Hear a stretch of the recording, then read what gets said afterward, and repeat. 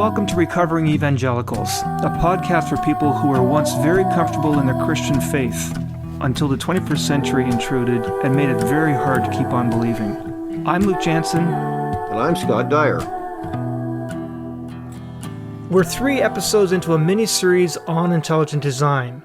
Last week we heard from Dr. Michael Behe giving us his perspective on this idea. An appropriate choice because he's one of the people who have put this topic on the map in the world of Christian apologetics and the classic faith versus science dialogue. And a lot of our discussion focused on proteins, how they're made and how they work. And I expected this, which is why the week before Scott and I gave an introduction to how proteins work and how they're made. Basically, it's Cell Biology 101. We had fun with that, Scott. Yeah, that was a great conversation. I put you on the spot many times. But some other statements were made, statements related more to genetics, which I'm not so sure that I agree with. And I, too, said some things that he didn't necessarily agree with. And that's okay. Good science happens when scientists disagree and take the time to find out why there's disagreement. Maybe we can learn something from that exercise, as long as it's kept respectable. Right. Yeah. Hopefully we're all seeking truth. I mean, that's right. The claim. That's the claim from scientists. And that's the claim from Christians and theologians that we're all seeking truth. So if we're all seeking truth, we at least have that in common. We ought to be able to respect each other and even when we disagree, respectfully disagree. Right. So Michael said a few things I wasn't so sure about. I said a few things that he wasn't so sure about. Maybe we need to talk to somebody who knows what they're talking about. So, Scott? Yeah, thanks. Yeah, well, that's a subject I certainly don't know a lot about, but I'm learning, and I found these sessions to be extremely informative. As Luke knows, I really love science, and particularly biology. I think if any of the sciences I might have gone into, it would have been biology. And so I have done some reading on genetics and other areas of biology, and yeah, I just wish I could retain a heck of a lot more. But anyway, yeah. Okay. Well, we did interview an expert geneticist a couple of years ago, Dr. James Shapiro, who's been working directly at the cutting edge of genetics research for half a century, 60 years in fact, and doing this at some of the world's leading universities. And he's now leading a group of world-class scientists whose main goal is to clarify some fundamental misunderstandings in the world of genetics. So who better to listen to on this topic, I thought. So this is going to be another re-release from a couple years back, episode number 70, in fact, with my co-host at that time, Boyd Blundell. We had said that we'd be re-releasing some golden oldies over the summer, and this is a perfect opportunity. So here's our re-release of episode number 70. Today, we're excited to welcome Dr. James Shapiro, professor of microbiology in the Department of Biochemistry and Molecular Biology at the University of Chicago.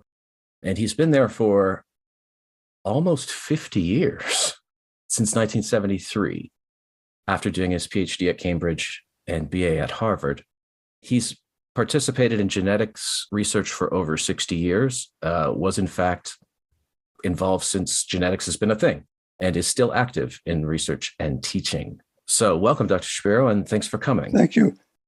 So having been active in this field as long as really there's been a field, you've seen a lot of ideas come and go. And I kind of want to start with one of the most quotable quotes from the beginning of your book, Evolution, A View from the 21st Century. And we'll talk about the new edition of this book that's come out at the end of the show, which to me was a very startling quote. That the capacity of living organisms to alter their own heredity is undeniable. Our current ideas about evolution have to incorporate this basic fact of life. So can you tell me a bit about what this means and leading to the formation of a third way and just kind of the history of your development on that? Right. Well, what I meant by that was that in the traditional view of the modern synthesis formulated in the last century, organisms evolved by random mutations, which later were attributed to mistakes in DNA replication, and natural selection. There was no organic activity, no biological activity involved. Since then, we've learned about all kinds of different ways that organisms and cells can change their genomes.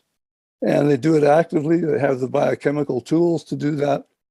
And they also do it sometimes by cell biology, by fusing cells together and making hybrid cells. And those are indisputed now. And if we put that into the equation, we have to say, well, if our basic ideas about evolution were based upon random mutations and natural selection, non-organic processes, how do they have to change when we recognize that cells and organisms change themselves? Okay, so I'm really coming to this information a little bit new, because what you're talking about is exactly the way I was taught. So like even my high school and university level science was very strong on that point. On random mutation and natural selection. Yep, random mutation and natural selection. Yeah. And so can you take us through at least a snapshot of what the organic part of this is? So what the change is, this idea of somehow the organism itself reshuffling the deck? Yeah, well, I focus mostly on changes to the DNA because that's what I'm a specialist in. But it also involves, as I said, cell mergers and cell fusions and formation of hybrid organisms, all the stuff about the microbiome and how much it influences the way we are as organisms, so that actually the evolving human being is a mammal, a primate, plus all of these microorganisms that do so much to affect our behavior.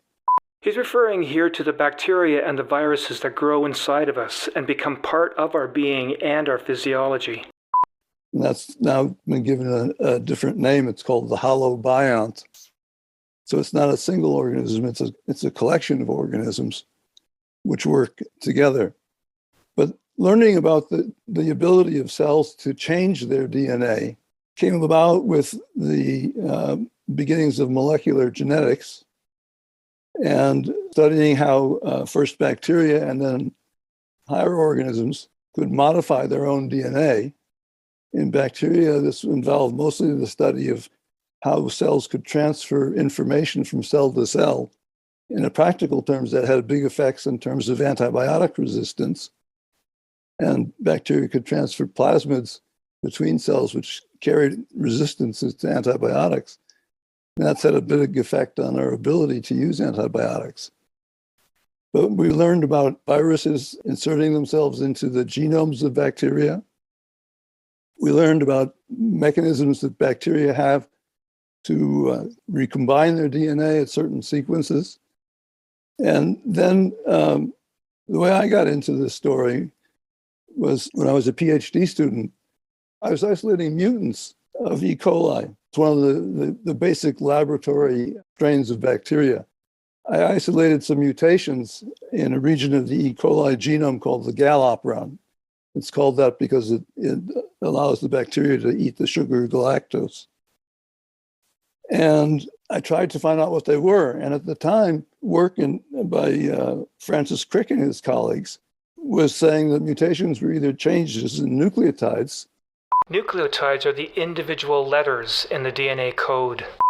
What we now call single nucleotide polymorphisms, what were called base changes or base substitutions in those days, or by frame shifts, which changed the way the DNA was read 3 nucleotides at a time to make proteins.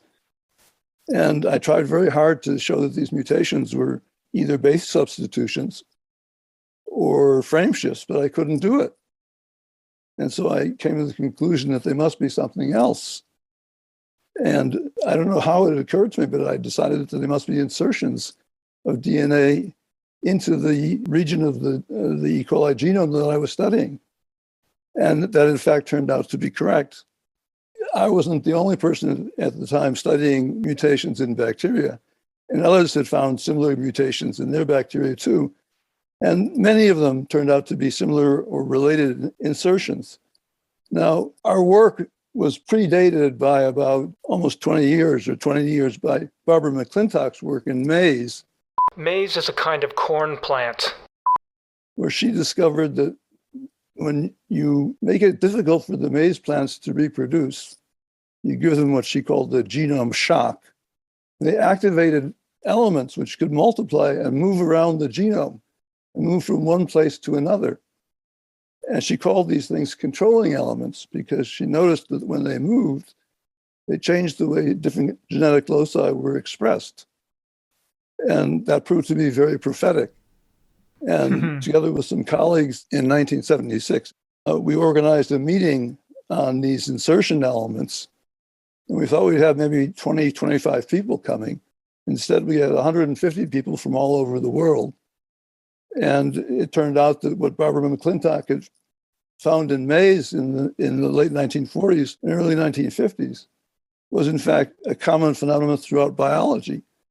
And that organisms possess these tools to modify their genomes.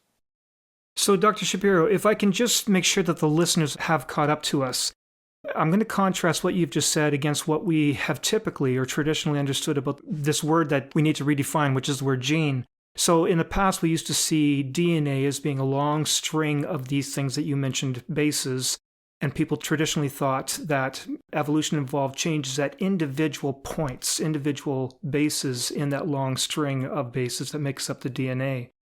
And you're saying that now this work from Dr. McClintock's lab and from your lab and a lot of people since is showing that in addition to these point mutations, which we'll talk about later on in the episode, you're saying whole chunks of DNA are moving around inside the genome of these cells. Yes, and they affect the properties of the cell of the organism. And right. This is just a very different way of understanding mutation. Totally. Than the traditional view that it's just errors in replication or errors in duplication. Right. And the two key differences are it's not just a single point mutation, change at one individual spot on the DNA. You're talking about whole large chunks of DNA. And secondly, it was traditionally thought that these changes were random and spontaneous. They were caused by, dangerous chemicals and ultraviolet light and replication errors. Whereas you're saying, and we're going to hear about this, that it's actually the cell doing it. It's actually an orchestrated response. Yeah, well, the orchestration, we can see that when we put cells under stress, and that stimulates the action of these DNA cassettes, what we call transposable elements. And they're called transposable because they can move from one position in the genome to another. And McClintock observed this too, because she had put her maize plants under great stress. She blocked the way they could replicate their chromosomes. And this activated these elements in her maize plants. And the fact that they're stress responses tells us something about how useful they can be for the organism in evolution, because they come into play when conditions are suboptimal. Things get difficult. Now, I want to be clear on this part, because McClintock, you say, like, putting these barriers in the way of reproducing the chromosome. Is that the case across the board, that it's like this is something in the environment around you that activates this response? Well, it can be activated by lots of different responses. Sometimes it's stress, sometimes it's starvation, sometimes it's heat. In McClintock's case, she arranged for her maize plants to have difficulty distributing their chromosomes to daughter cells. And that's what led to what was called sort of genome catastrophe. And most of the plants that she bred didn't succeed, but the ones that did now have these genetic instabilities in them, and she could study them. And that's how she realized that there were genetic elements that could move from one place in the genome to another. She didn't have sequencing at the time. We had that later in the 1970s. But she could tell where these elements were by looking where her chromosomes were broken. She was an expert, and in fact had invented the cytogenetics of maize, looking at the chromosomes of maize to determine where things happened in the genome. And that's another thing that you and your colleagues have been emphasizing in this third way of looking at evolution. Just how, I said earlier, whole chunks of DNA, but now we're talking about entire chromosomes can be broken up. And that's something that was new to the biological world at that time. So previously they thought that chromosomes were basically the family jewels. They were large packages of DNA that the cell guarded jealously. and protected it from any change. And now you and Dr. McClintock and others were showing that, in fact, these chromosomes can break up and rearrange, and we'll come later to the idea that they might even join and reshuffle themselves. Well, that was what McClintock had shown in her previous studies. Right. Because she set out when she was a very young geneticist to study X-ray induced mutations. And she learned that rather than being in the kind of gene mutations that people thought in the early 30s, that they in fact were chromosome rearrangements. And what the X-rays did was break the chromosomes, and then in the ends got joined together again. And she found difficulty getting people to believe her, but she provided the evidence for it. She could show circles of circular chromosomes that were formed by these breakage and rejoining events. So there's another thing that I want to pursue before we get into really the heart of the matter, another whole paradigm shift. And that's the whole idea of these parts of the DNA which are not coding for proteins. That's the idea that people have always held, or we've always been taught in grade school and high school, and a lot of scientists working in this area of genetics, they're just thinking only about DNA that codes for proteins. And we now know that huge portions of our genome do not code for proteins. And a large chunk of that is just what looks like repetitive nonsense. And you've suggested in your book that even as much as 45 to 65% of the human DNA is this repetitive, what looks like nonsense, and only 1.5% is coding for DNA. This is a big subject, and we should come back to it because it's important. And it's central to arguments like those of Richard Dawkins about the selfish gene. Right. You have to be careful of saying that something is nonsense. In science, you don't know what you don't know. You don't know what you're going to discover next. Many of the things we're going to discuss today that give us this radically different view of how cells evolve and how they change their heredity were absolutely inconceivable to people in the 20th century. In 1948, George Beadle published a paper in Scientific American in which he talked about the gene as the basic unit of life. We now know that that's a tremendous oversimplification. He and his mentor, Tatum, had shown that genes, as they were called at the time, coded for proteins. But to say that that's all that they do and that there is nothing else, and DNA, which later was found not to code for proteins, was junk DNA or selfish DNA, was just a tremendous mistake. And Voigt would appreciate that finding something out about a complex system doesn't mean you've discovered everything about that complex system. And certainly doesn't entitle you to say if something doesn't fit, it's meaningless. And actually, if something doesn't fit, what it means is you've got something to discover. That's what scientists should be looking for. They shouldn't be looking to show that their ideas are right. They should be asking, what can't I explain? And where do I have to discover some new principle? I mean, this is music to my ears, because to me, Luke and I have had this discussion often on the show, that one of the things I value in science, like when I feel like science is really rocking, is like when people are fighting about stuff. It's like when people are like, does it mean this? And trying to disprove this. And it has been actually a concern of mine for quite a while, that I feel like partly because of the perceived creationist threat, that evolutionary science has kind of hardened. Well, that's true. That people have circled the wagons around the neo-Darwinian modern synthesis, which is a grave error. And one of the reasons that my motivation in forming the Third Way of Evolution group was to show that evolution science is changing and modernizing and is able to account for biological complexity. And one of the criticisms that Michael Behe, who started the intelligent design movement, said was that neo-Darwinism, through gradual change, cannot explain biological complexity. Whereas the kinds of things we're talking about, being able to move DNA around and change it in other ways, allows you to make complex systems in the genome. And genomes are very complex systems. They're much more sophisticated than anything that we've been able to devise yet.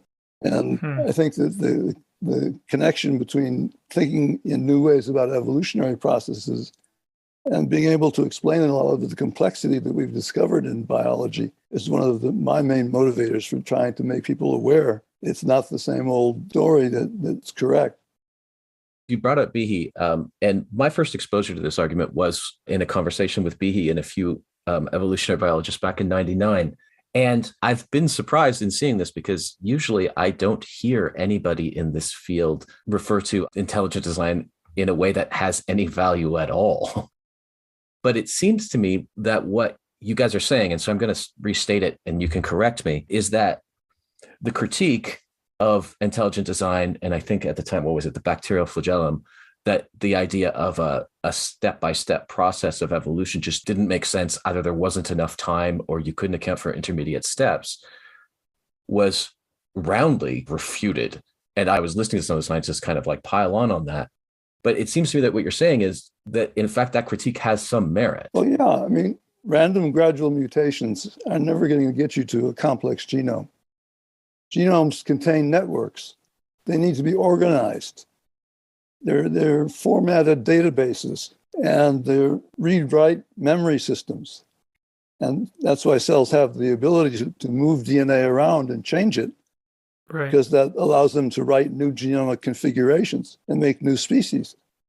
But if you want to make a network, we now know that almost all characteristics of an organism are not determined by individual genes, as it were, but by networks of coordinately regulated regions of the genome, which are expressed under some kind of regulatory networks that control their expression. And it's hard to see how you get there if every part of the genome has to evolve the same sequences, the same response to the signals independently. Whereas if you do it by what McClintock discovered, and what we rediscovered in bacteria later, by placing these transposable elements at different locations in the genome, you're placing signals in the genome, which the cell can use to coordinate the activity of different regions. And people have gone on now to characterize how various kinds of networks evolve. And they evolve by the insertion of these transposable elements, these repetitive DNA elements, which provide similar or identical control sequences at different locations in the genome. So again, I'd like to make sure that our listeners have caught up to us here. You're talking about these regulatory networks and how that's really behind the change and the evolution that we're going to be talking about. Now, in the past, people spent too much time looking at just the proteins and the DNA, the codes for proteins.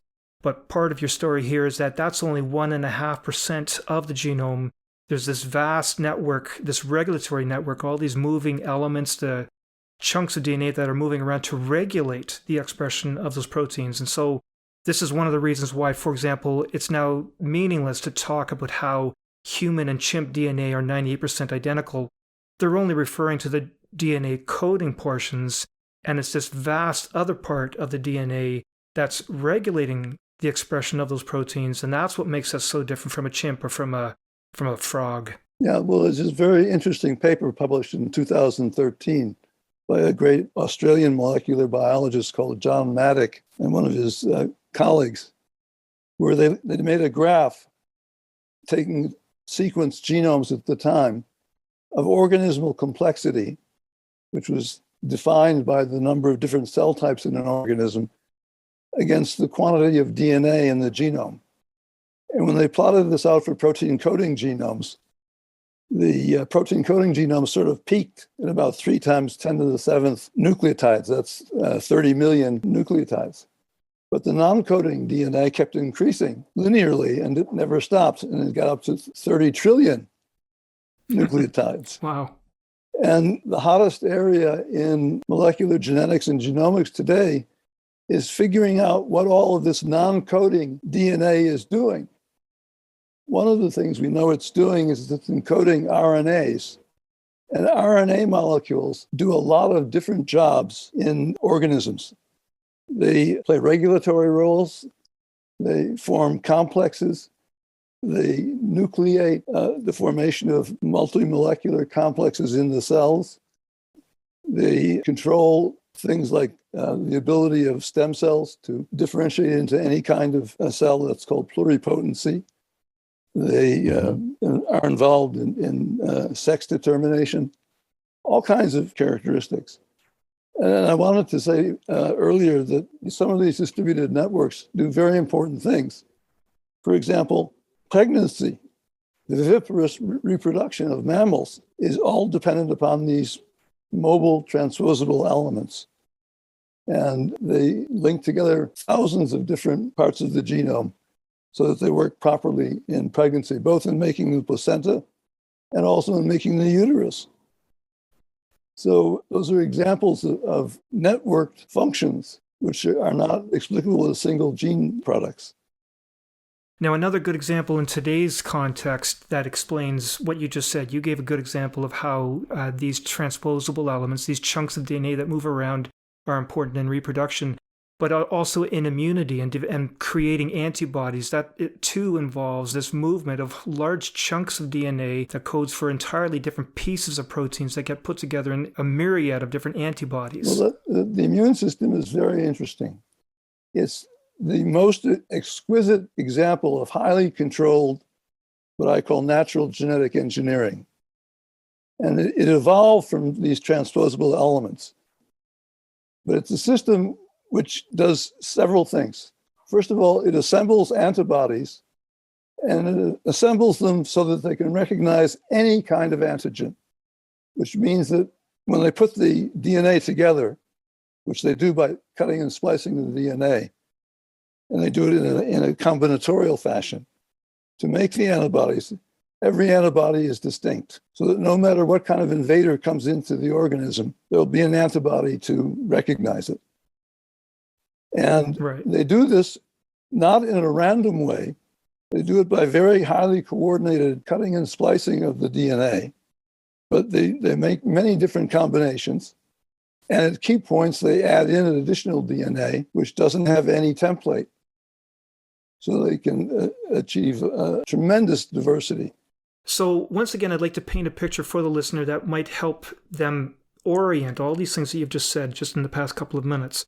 I want to return to an analogy that we have used before of DNA and genetic information. We compare it to a book with chapters, paragraphs, words, and letters, for example. And those of us who learned this in high school and university, we're quite comfortable with the idea that the cell might choose to open up this book and use the table of contents to go to a certain chapter and find instructions for a certain protein or even a specific section in the chapter for that protein. But what you're saying now is it's much more complicated than that. There is this regulatory network that involves mobile elements of DNA and even RNA. These are the non-coding parts of the genome. And those things are directing the reader of this book to go to page 101 and just read line 11 and then jump to page 104 and read lines 2 and 26 and then jump 6 pages more and read line 11. And that's this regulatory network and this complexity that you're talking about. And that's what makes the difference between a human and a chimp, for example. Well, yes, it's a good analogy to understand how a regulatory network works. But they can change that. And that's what happens when you make new species. And normally that doesn't happen. Under normal conditions, an organism that's well adapted to its environment, there's no impetus for it to change in a dramatic way.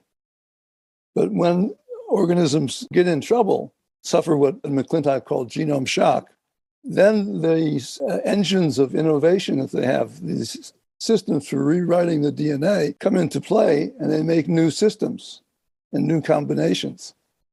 And many of those are not going to work, but some of them will create different species. And it makes sense for them to become active when the organism is under stress.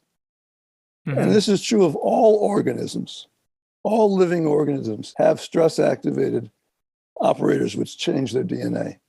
They're different in bacteria, in other prokaryotes than they are in eukaryotes, but they all do similar kinds of jobs. So I'm curious if this is where humans and apes, chimps and gorillas, for example, diverged. Chimps and gorillas and orangutans have 48 chromosomes. Humans have 46.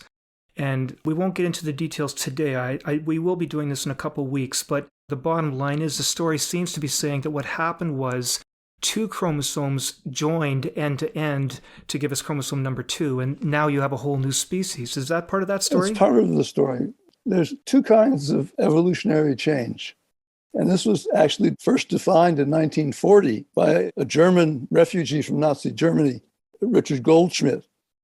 He wrote a book called The Material Basis of Evolution. And he pointed out that mutations and single character changes are what he called microevolution. They don't change species. But sometimes you need macroevolution to get a new species. And one of the features of macroevolution is that the chromosomes change their structure. And what that does is it creates a barrier to reproduction between the progenitor species and the new species with a different chromosome organization, because the two sets of chromosomes can't pair at meiosis. Meiosis is the process of dividing the genome down the middle in order to produce egg or sperm cells, which is needed for making sperm and eggs and for mating and reproducing sexually. So you get reproductive isolation. Also changing the structure of the chromosome because of the way different parts of the chromosome interact with these regulatory networks change the properties of the organism as well. So you have two kinds of changes. You have a reproductive isolation, which gives you a new species, and you have phenotypic changes in the characters of the organism, which allow it to adapt to a different environment or to create a whole different form of life. Mm-hmm. The Cambrian explosion is often cited as an impenetrable mystery as how all these different life forms came into being. But if you have a toolkit already available in the genome, and what you do is you restructure it and mix up the tools and make new systems with the same tools, then you can form organisms which have different structures and different characteristics. And that's what must have happened at that time in evolution. Since when you brought up intelligent design earlier, that sort of brings to mind unfashionable ideas that people have criticized.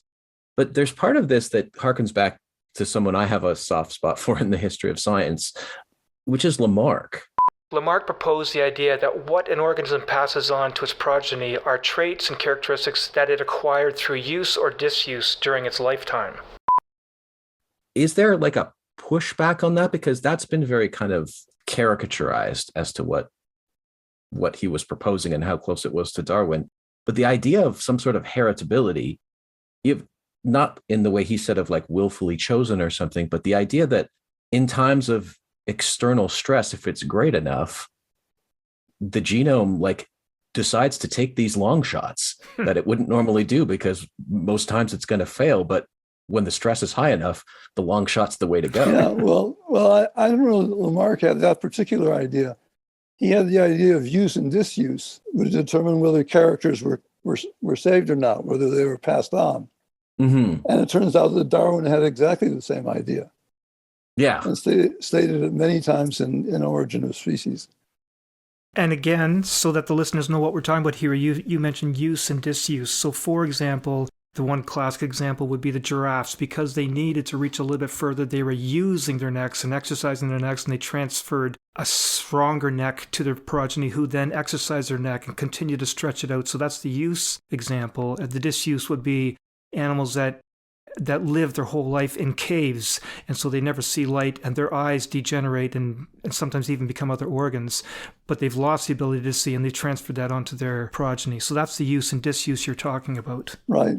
And the necks become both stronger and longer. Right. And they can reach the leaves up in the trees better. Okay. I'm just glad to get the clarification that in a way this is going against both Lamarck and Darwin on this point of the use-disuse idea, because this is not gradual. This is stress-induced. Right. It isn't gradual. I mean, there are microevolutionary changes, which are individual mutations of the kind that the neo-Darwinists and Darwin himself imagined would explain things. I mean, Darwin had a paragraph in which he said, if you can't make an eye by numerous successive, slight, gradual changes, then my theory is completely invalid. But I know of no such case. And he said that because he wanted natural selection to be the only thing which determined what the changes in an organism were. Once you introduce organic elements into changing the genome or any other hereditary component, then those become important determinants of what the change is too. Okay. So we just finished talking then about how this new mechanism, the moving around of large chunks of DNA, I'll use that phrase, that was important in, for example, you mentioned reproduction. We talked about the immune response, and we talked about humans and other primates diverging. But I understand that you can also see this happening in response to different metabolic states of the cells. It happens at different ages in our lives. Internal hormones that are released at different stages of life can induce these changes. Drugs and chemicals, obviously, from the external environment, and even psychological stress can also be involved in this reorganization and modification of the DNA. Well, I think the psychological stress and many of the environmental stimuli don't actually change the primary structure of the DNA, that is the sequence.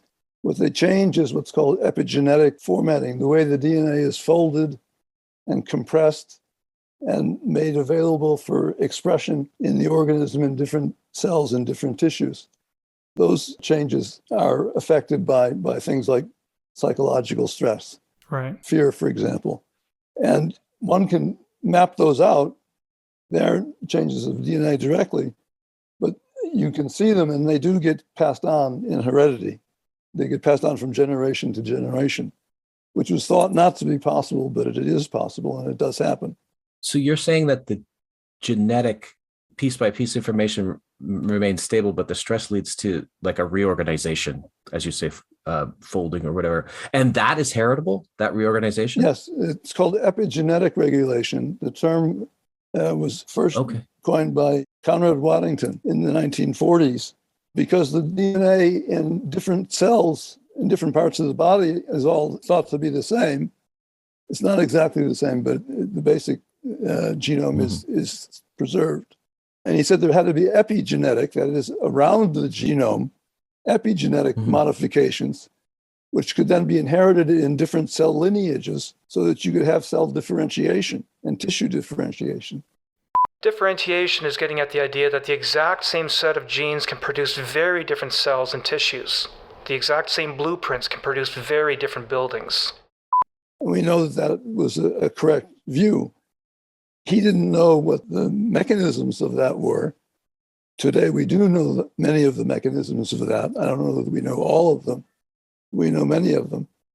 And it was thought for a time that epigenetic changes couldn't be inherited, but they are. And it turns out that in plant genetics, for example, many changes that were thought to be DNA mutations turn out to be epigenetic changes, changes in the methylation of the DNA.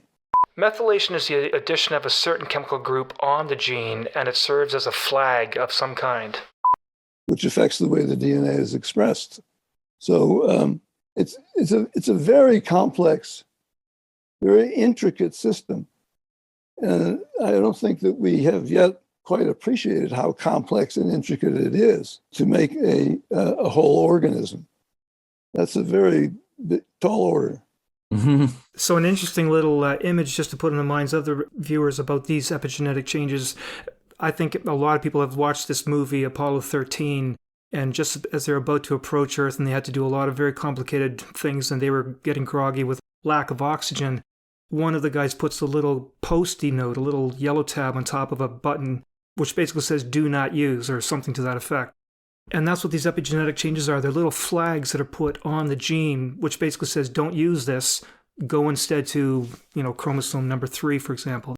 That's one example of an epigenetic change. Yeah, it's an epigenetic change which blocks expression, which happens to large parts of the genome because many of the functions encoded there are needed in one type of cell in one tissue, but not in another.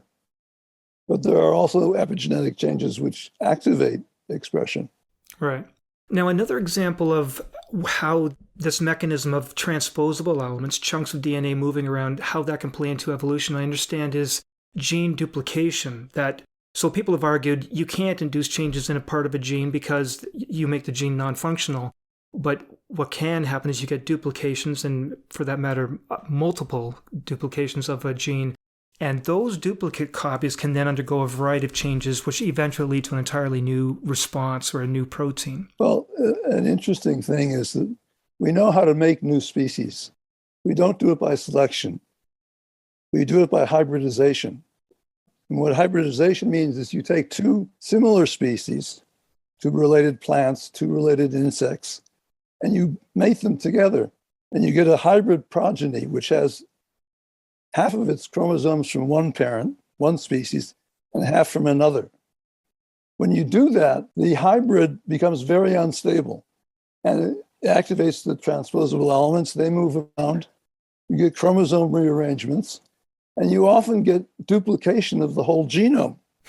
And that gives you two copies of everything that you had before. So you can use one copy for the old job and the other copy for a new job. And that's the way some of these new complex inventions or new systems come into play, come into being in genomes.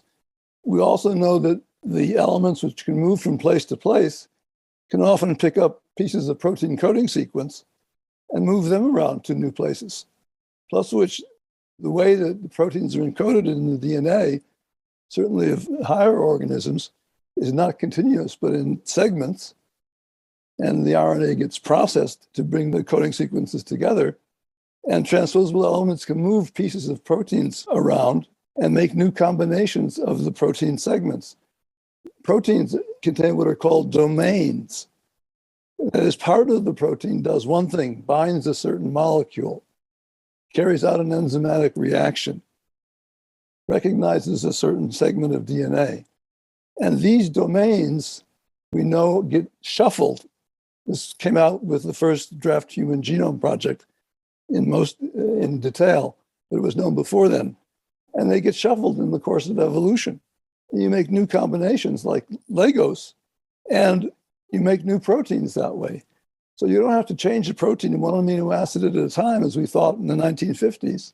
Right. You can change it by rearranging large chunks of protein and making new combinations which already have function. And the combination then will have a different function. Let me make sure I'm understanding this. So what you're saying is that the traditional theories of modern synthesis, one of the most obvious and accessible disproofs that we have of that way of thinking is actually genetic modifications that we do with interbreeding of species. Yes. Whether it's corn or something else, that you're saying that the act of this hybridization is the genomic shock that unleashes this. Yes, absolutely. And we've known this for since the 1940s. And it's always been treated as an exception. But I did a search on the database of biological literature called PubMed. And the number of papers clearly showing selection leading to a new species, as far as I could determine, was zero. The number of papers on making a new species by interspecific hybridization numbered in the hundreds, maybe the thousands. Wow. And now that we're doing genome sequencing, we can see the telltale indications of interspecific hybridization. And in fact, one of the most interesting cases is the finches that Darwin found in the Galapagos and used as some of his prime examples for gradualistic evolution, have been studied now for over 45 years by a couple named Peter and Rosemary Grant. And they've lived in the Galapagos. They've taught their children there and so forth. They're wonderful people. And in 2018, they published a paper on rapid speciation by interspecific hybridization among Darwin's finches. Oh, the irony. Yes, the ironies are all over the place. So there's another paradigm shift that I think we should talk about here, the third way. This idea that in the past we saw that inheritance only comes vertically. We use the word vertically. We inherit genetic information from our parents and from our older ancestors through our parents. We receive it vertically in that sense. But now we're learning that so much information is shared horizontally, including information from other organisms of the same or similar species, and even from entirely different species. Well, not just transposable elements. I mean, for example, there are plant pathogenic nematode worms, which have to digest plant polymers. And they didn't evolve the enzymes to do it. They got the enzymes from fungi and bacteria. So that's horizontal transfer, and that provides an adaptive utility to them. And when you look at the literature on horizontal transfer, it goes in every direction. Bacteria pick up sequences from eukaryotes, and they use that to cause disease. Eukaryotes pick up sequences from fungi and bacteria for plant utilization, for other reasons as well. Plants give sequences to animals, and animals give sequences to plants. There are all kinds of ways that DNA can be transferred and incorporated into genomes. Now, the largest changes of all in evolution come not from mutation and vertical inheritance, but from interaction between different organisms. So in the beginning, as far as we know, at least for 3.5 billion years, there were bacteria and other single-celled prokaryotic organisms called archaea. And we know that from the DNA sequence evidence. And the archaea are biochemically a little bit different.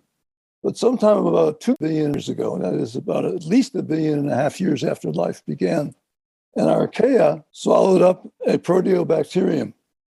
And that formed the mitochondria in eukaryotic cells. The mitochondria is a small energy factory inside the cell.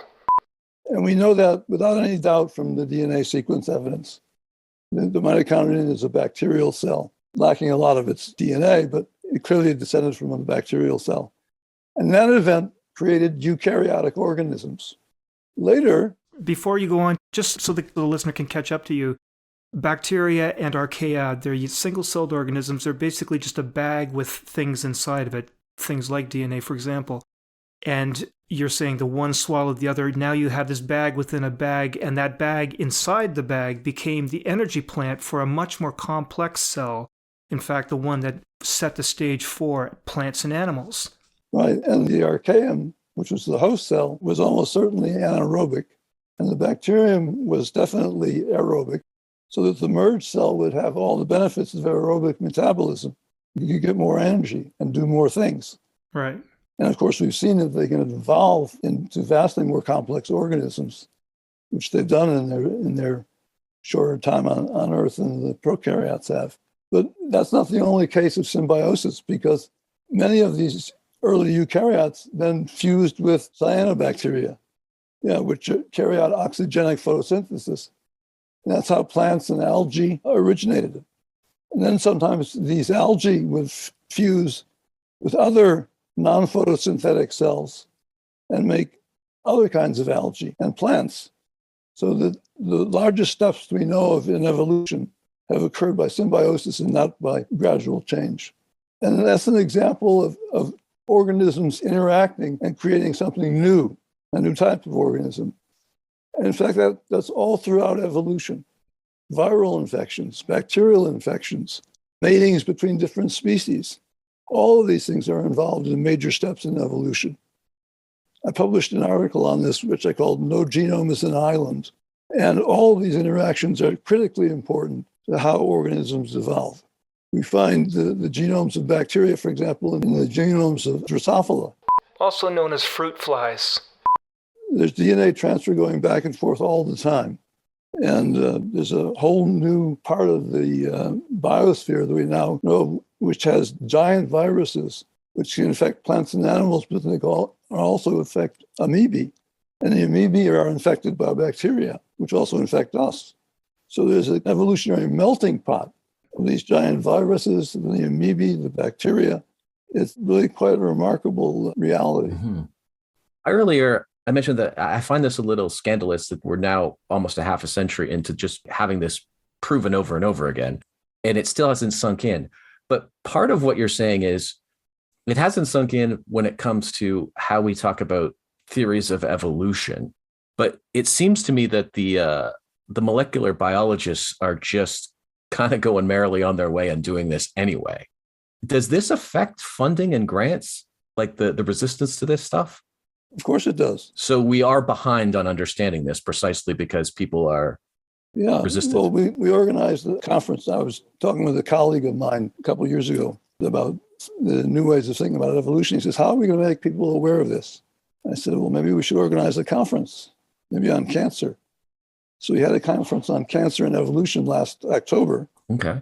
October 2020, actually. And thinking about evolution is a punctuated process where the cells change their genomes dramatically. And some of the most dramatic changes in the genome are found in cancer cells. where they rearranged the whole genome in a single cell division. And later this was found to occur in the germline as well. What he's saying is that the chromosomes weren't changed only in the cancerous cells, but also in the germline cells, which make the sperm and the egg of that organism. It wasn't just because the cancer is pathogenic, but it established the ability of cells to change their genomes dramatically. So this is a kind of punctuated evolution, which is very different from the conventional modern synthesis. However, one of the oncologists said, well, in the cancer study section, if you deviate from the modern synthesis, you won't get funded. Wow. And in a way, that fits with everything people have said about how innovation occurs, how organizations operate. So when they become established and dominant, they cease to innovate and they cease to accept different ways of doing things or different ways of looking at things. I always say that I got to be a geneticist by accident because I couldn't study biochemistry at Cambridge, England, and I had good research for a year, and I became a geneticist rather than a doctor. And the benefit of that was I was never taught what not to think.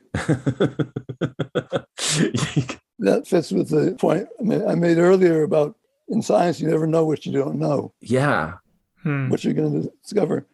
And so reading between the lines, when your colleague said, do not deviate from the modern synthesis or you won't get funded, is that motivated by a fear that deviating from the modern synthesis just begins to open the door to creationists? It gives them too much ammunition or gives them too much speaking platform?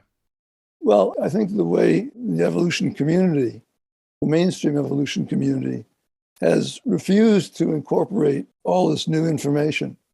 And there's lots of other things that we haven't even talked about. I think it does say that once people realize that what they've been taught about evolution doesn't hold true anymore, may diminish their faith in science.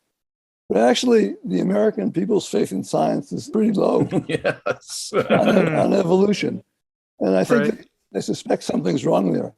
Kurt Vonnegut, who wrote Slaughterhouse-Five, who said about the evolution story being too pat. I can't leave it to Vonnegut. And he questioned it and thought it was ready for change. Because I think what you just mentioned, that hardening like people, that it might threaten faith or something like that in science, it's not just misguided, it's actually really damaging because it reinforces what is actually the real problem, which is a lack of faith and expertise. Well, yeah, and also it makes the scientific argument as dogmatic as the religious argument. Yeah, and so they say that these experts are actually just being ideological, and you don't want them to be right, that there is a sort of hardened ideology here. But it's unscientific too. Yes. And so... Well, let me just make one more point about around this topic about the debate with religious fundamentalism. The intelligent design people are using God as a deus ex machina, as a get out of jail free card. Deus ex machina means God from the machine. It's getting at something supernatural. Whenever there's something complicated that they don't understand, they say God must have done it. That's not allowed in science. Science is devoted to dealing with the natural world. And if you just realize that what can't explain now, it might be explicable in 10 or 20 years, or 40 years, or 50 years, then you can carry on. And we've been making lots of progress on evolution through genome sequencing, through studying genetic changes, et cetera. And if we were to incorporate that into the arguments of the intelligent design people, we'd be in a much stronger position.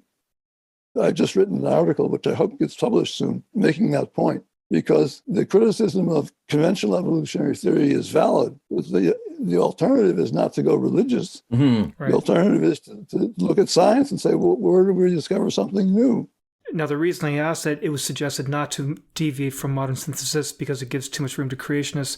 I was just remembering that that's essentially what happened in the world of astronomy when the Big Bang was first proposed. And initially, people were against the idea of the Big Bang because it gave too much room to creationists. It suggested a beginning to the universe. And so they were against this idea of the Big Bang until they realized, okay, the data are there. It makes sense. It explains so much. And even those non-believing scientists now accepted the Big Bang and stopped being scared that it gave too much to the creationists. We're running out of time, but before we go, I'd like for us to talk a bit about a very hot topic in this area, something that people often refer to as Evo Devo. that part of genetics and biology that gets at the development of an embryo into a full organism and how that relates to the origin of new species. Well, the thing about these mobile elements, being able to move around the genome gives them the ability to make these networks in the genome. And there are people who have been tracking them down now. And so it turns out that the evolution of vertebrates has traces of these mobile DNA elements determining the body plan. And in our evolution, they determine the development of the nervous system. In plants, they determine flowering time.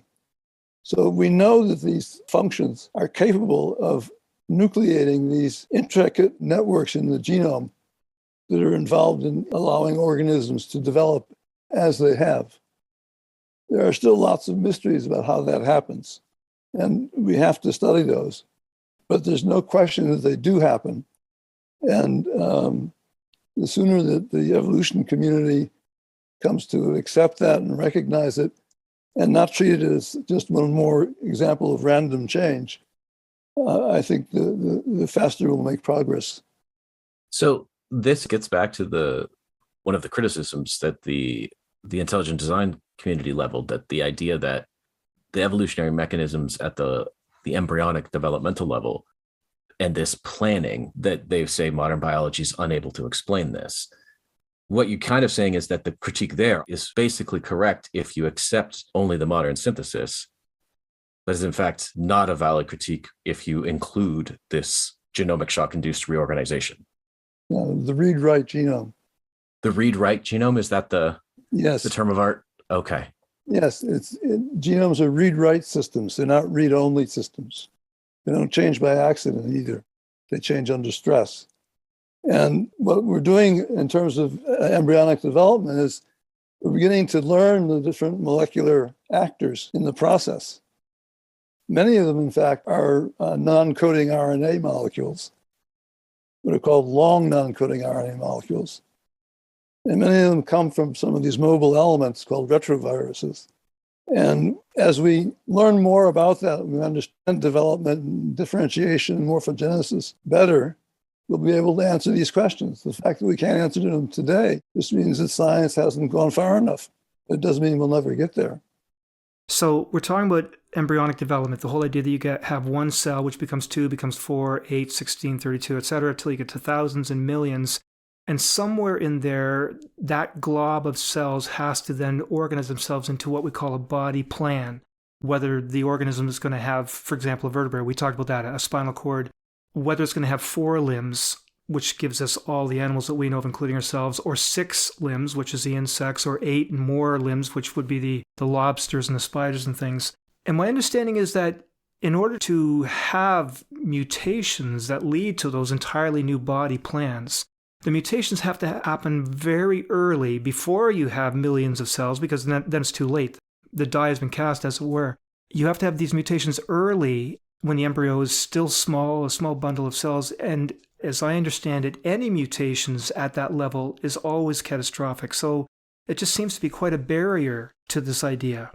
Well, we know that the same parts go into the development of vertebrates and insects and arachnids and crustaceans, but they're reorganized and rearranged and controlled differently. And we can trace that. As I said, in the case of vertebrates, we can see that the transposable elements have played a role there. It doesn't make sense that these changes could have occurred by small mutations, accumulating small mutations. Right. But they could have occurred by major reorganizations of the genome. And we know that happens. And we don't know what the success rate of that is. That's part of what I said. We don't know a lot about the process of speciation and differentiation that we don't understand. As long as we were told that everything had to be accidental and random, there was no point in investigating it. Now that we know that there are specific functions carry out these genetic changes, we can study how they work and how they may have been active in evolution. Is there anything that is biasing them towards functional solutions? So I guess the idea people were saying that those mutations that early are always catastrophic, they're not survivable, you can't explain this. If you're saying, okay, against Darwinism, that's fine. But with this, you can't say precisely that this genomic reorganization, how it did this, but you are saying that This kind of thing happens all the time. It is a mechanism in all organisms, and it can account for speciation. Yeah, I mean, when you look at the genome of an insect or a mammal, you see many of the same functions. The famous Hox complex, for example, is common. HOX, H-O-X, is a set of genes that's responsible for body plan formation, laying down the body plan of the organism. An early animal invention to determine anterior-posterior development. But the way it's used and the way it's expressed and how it connects to the development of the limbs is very different in those cases. So just so the listeners can know, and I want to put it in words that the listeners can understand, you're saying that not only do the insects and the humans have the same DNA sequences for the proteins that are coded, very similar, I should say, but they also have a lot of the same non-coding portions, these regulatory networks that you were talking about. The same mechanisms are there, and they're just used differently in the insects and the humans and the other forms. Well, I think the regulatory networks are different too. The most labile part of the genome is the mobile repetitive DNA. I forget what the difference is between humans and chimps, but that's the most striking difference between the human and chimp genomes is in this repetitive mobile DNA. Right. And there's some big regions of the chimp genome that are very different from ours. Right. I wish we had time to get into this whole controversial and divisive topic of the common ancestry of humans and chimps, especially the specific detail about how we humans ended up with our second largest chromosome. But I don't think we can do it justice here and now. Boyd? Okay, well, we're almost out of time at this point. Can we get a sense of the projects that you've got in the works? Is the second edition of your book out yet? It's coming out this spring. It's got some material from some blogs that I wrote to make it more accessible to the layman. Okay. And it has some material from papers I wrote after the first edition came out. And that's why I put the word fortified at the end of the title. So it's Evolution, a View from the 21st Century, fortified. Okay. Because lots more evidence has come out about these various mechanisms that I've been describing and have solidified our understanding of their role in evolutionary change. And we can also point people to the website, thethirdwayoфevolution.com, Right. where you can see all the other people who are also involved in this project.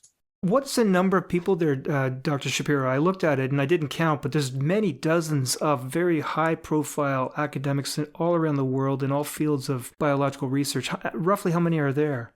I think it's about 60 to 80. Yeah, a lot of people. And what's your prognosis for the future on this? Do you feel like the younger generation of molecular biologists is just plowing forward with this? I think we're at an inflection point. Okay. I think when I published my first edition 11 years ago, it was still a little bit too soon. I'm hoping that the second edition will get a better reception and that people will be more open to these new ways of thinking about evolutionary change. And this was also talked about at that Royal Society meeting that everyone hears about. In 2016. The Royal Society meeting brings together all the authorities in biology and they discuss some of the latest ideas and latest developments in biology. This was part of that. Mm-hmm. Yeah, Dennis Noble, who organized that, was one of the other co-founders of the third way of evolution.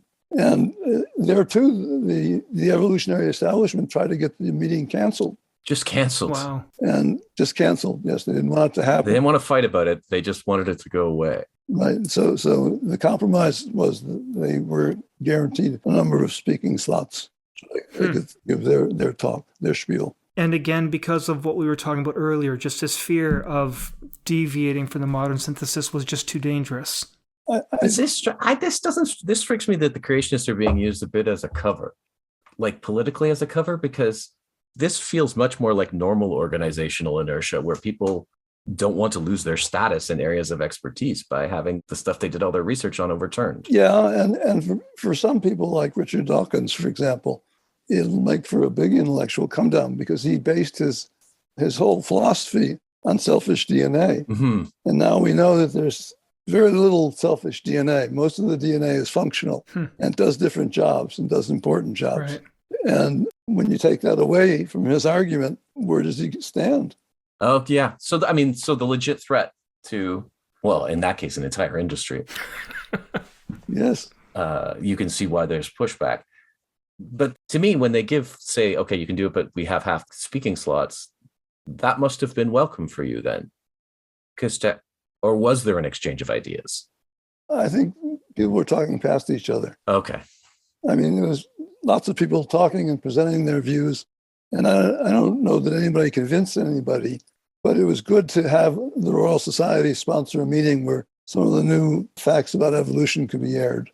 Brilliant. Well, thanks so much. But, well, no, I just want to, Okay. So I'm curious, in the world of physics, you had Newtonian physics, and then quantum physics came along, and the one, Newtonian physics, works very well on big scales and in large distances, and quantum physics in the very small. They both can work. They just work on different scales and different contexts. Can we not see the modern synthesis and the third way as in the same way, that one works, they both, so modern synthesis would work in the settings where you have small changes, incremental, gradual changes, and the third way is dealing with large scale changes, sudden jumps. Can we not look at it that way? Well, you can, but I think that there's a more fundamental disagreement.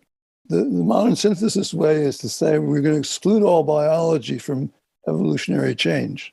And some of the proponents of that, like my colleague Jerry Coyne, who wrote Why Evolution is True, go to extremes in rejecting biological agency. What we're saying is that organisms are agents, and part of their agency is changing their heredity. Right. And I think that's a very fundamental difference. Okay. And even some of the changes that might be ascribed to random mutations, like the change in the color of butterflies, those turn out to involve either interspecific hybridization or mobile genetic elements. So they're not the sort of random mutations at all. So you're stating, like, as theory, but not as fact, but like it's entirely possible that random mutation has very little explanatory value. It does. It has little because it's random. And if you look at information theory, randomly generated numbers don't give you very much. Plus, which we know that the cells, when they replicate, proofread their DNA. And they have several layers of proofreading so that they eliminate mistakes in replication. And when mutations occur, they occur because enzymes put them there. It's all cellular biochemistry. Wow. Okay. Well, I mean, I thought I was a little more flexible, but wow. We may need to bring you on again, Dr. Wow. Shapiro, but at this stage, we do need to say thank you very much for giving us of your experience, your immense knowledge in this area, and your time. I really appreciate it. This was great. Okay, good. Well, thank you very much for giving me the opportunity. Okay. Thank you very much for joining us. Cheers. Take care. Bye-bye. So, Scott, what'd you think? Yeah, well, that's just utterly fascinating. I mean, kind of, a head shaker. I'm sure for anybody who's really trained in biological science, such as yourself, and maybe many of our listeners, it's kind of shocking stuff. I mean, James Shapiro is really challenging a paradigm that has, held up for quite a while. And when you do that in science, we'd like to talk about paradigm shifts ever since Thomas Kuhn made that a popular idea, and the fact from Newton to Einstein and things like that. And we celebrate the paradigm shifters. But a paradigm shift should be difficult. In other words, if you're going to at least in my opinion, if you're going to overturn 50 years, 100 years of thinking, then you have to have good reasons to do it. So I don't think skepticism towards it is unfounded, but irrational skepticism is unfounded. If it's just because, well, that's the way it's always been, that's not good science, right? And I felt he handled that extremely well. And in a lot of ways, it reminds me a little bit of physics, because I think, after Newton, there was kind of the feeling I suspect, and from my reading of 18th century literature and so on, we kind of had the universe figured out. We understood gravity, and so on and so forth. But then all of a sudden it turned out that, when we looked a little deeper, things started to get very foggy. Right. Yeah. Things didn't work out the way. And so what we realized that the truth was yet a lot more complicated, a lot deeper than we had maybe initially thought. And then Einstein comes along, and guess what? He takes us forward, but by the same token, he nonetheless, even with Einstein, we have the whole dilemma between reconciling quantum mechanics and relativity. Right. And so the exciting thing about that is it means there's lots more to learn. There's lots more to know, and I think I get the same sense that this is what's happening in Darwinism right now. Right. Yeah. As came out in our interview with Behe, I had thought Darwinism was mostly about small changes, just, Right. And I referred to base pair changes, individual point mutations. And Behe was saying that from his point of view, it was more about whether it was random or guided. And so here we've heard from Dr. Shapiro finding out that it isn't random. In fact, it is guided. It's guided by the cell. And as I mulled on that idea for a while, I began to wonder, could the cell itself and the evolutionary pressures be the designer?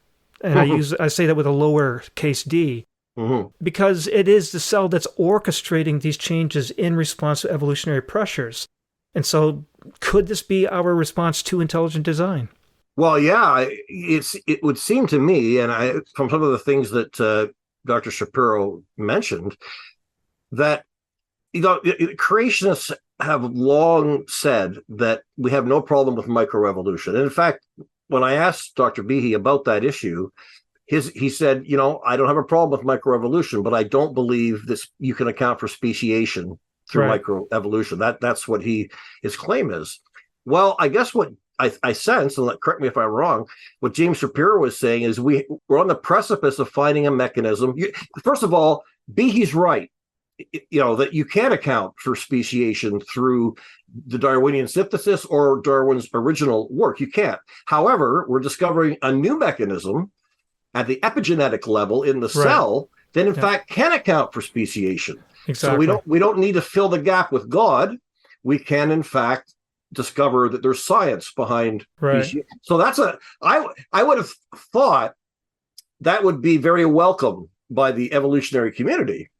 That wouldn't be a threat. They would say, well, now this is even better because, they didn't maybe want to talk about speciation as much in the past because they couldn't really account for it. They didn't want to maybe admit that. However, now we're discovering that there may be mechanisms that account for that. So, yeah. I know what you're saying, Scott. I'd love to take some time and just talk about how the things that we heard from Dr. Behe compare to what we heard from Dr. Shapiro and where they may agree or conflict. But this episode is long enough already, and you and I will talk about this in a final episode at the end of the miniseries. But before we go, did you have anything else that you wanted to say, Scott? First of all, I agree. As I was listening to Dr. Shapiro, I thought, boy, what a great conversation it would be to have Behe and Dr. Shapiro on together, right? To see how Behe would respond to some of those things. But no, the only thing I would say is, and it came up in that episode, I just find it interesting that when it comes to physics, most scientists didn't see, as far as I can tell from my reading of the history, haven't had a big issue with challenging the gaps in physical theory, right? The fact that they couldn't reconcile quantum theory and so on. But when it comes to biology, when it comes to Darwinism, there has been a real resistance to any questioning of Darwin. And I have to think that's partly the pressure from religious communities that has been put on them, that they're, like I think Boyd said, circling the wagons, and so that kind of shows how maybe, in some ways we've been, not me, but fundamentalism has been responsible for, a hardening on the part of if it had maybe been a little more willing for real dialogue as opposed to just attacking, maybe it would be better. I don't know, or maybe not. The scientific community is obviously generally pretty materialist, and it doesn't want to hear about things that are non-material. So, I guess if there was a movement within physics to say, well, we don't need to reconcile quantum and theory and relativity because God is in there and he does that. Well, like they wouldn't want to hear that, right? Right. Yeah. But that doesn't exist, whereas it does exist in the Darwinian world. So anyway. Okay. Well, over the next few weeks, we will be talking to some more people. We'll be talking to another high-profile intelligent design advocate, Dr. Jonathan McClatchy, and we'll be talking to several world-class, world-recognized scientists who work directly with the flagellum and other areas that are relevant to this topic. So we'll compare notes, and it's going to get interesting. Yeah, looking forward to it. Day 2. You've been listening to Recovering Evangelicals with your hosts, Luke Jansen and Scott Dyer. Send your comments and suggestions for new episodes to lukejjansen@gmail.com. Join our private discussion group on Facebook by searching for the Recovering Evangelicals podcast group. Look for the logo that you always see at your favorite podcast catcher and ask to be let in. Subscribe to lukejjansen.wordpress.com if you want to get advanced releases and group posts, or browse through our archive for a full listing of all our previous episodes. And please help the podcast by sharing with a friend and leaving a review at your favorite podcast catcher.